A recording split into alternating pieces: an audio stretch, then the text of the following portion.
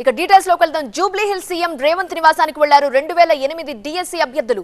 High court orders పై CMO అధికారులకు వినతి పత్రం అందించారు. 3 ఏళ్ల క్రితం ఏపీలో అభ్యర్థులకు పోస్టింగ్ ఇవ్వాలని అక్కడి హైకోర్టు తీర్పిచ్చింది. దీంతో తెలంగాణ హైకోర్టును ఆశ్రయించారు బీఎడ్ అభ్యర్థులు. ఈ నెల 8న బీఎడ్ అనుకూలంగా హైకోర్టు మధ్యంతర ఉత్తర్వులు ఇచ్చింది. 6 వారాల్లోగా పోస్టింగ్ ఇచ్చి ప్రభుత్వం రిపోర్ట్ ఇవ్వాలని ఆదేశించింది. ఒకే డిఎస్సీలో క్వాలిఫై అయిన వారు ఏపీలో ఉద్యోగాలు చేయటం, తెలంగాణలో ఉద్యోగాలు ఇవ్వకపోవటం ఏంటని న్యాయమూర్తి ప్రశ్నించారన్నారు డిఎస్సీ అభ్యర్థులు. ఏపీలానే తమకు కూడా అపాయింట్మెంట్ ఆర్డర్స్ ఇవ్వాలని కోరారు. సీఎం రేవంత్ పై తమకు నమ్మకం ఉంది అన్నారు అభ్యర్థులు.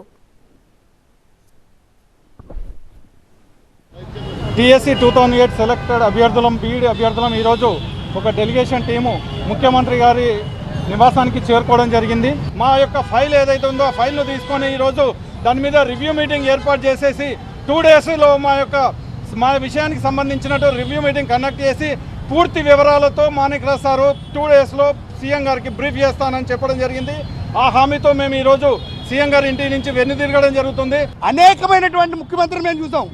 ఇప్పటికీ మాకు మోక్షం అనేటువంటిది రేవంత్ రెడ్డి గారి యొక్క ఇంట్లోకి వెళ్ళి మా విషయాన్ని చెప్పుకోవడానికి పిలిపించినటువంటి ముఖ్యమంత్రి రేవంత్ రెడ్డి గారండి. ప్రిన్సిపల్ సెక్రటరీ మాణిక్రాజ్ గారిని పిలిపించి మా యొక్క వింతపత్రం డైరెక్ట్గా ఆయనకి ఇప్పించి 3 గంటలకి మరలా దీని మీద చర్చ చేస్తామని చెప్పారు.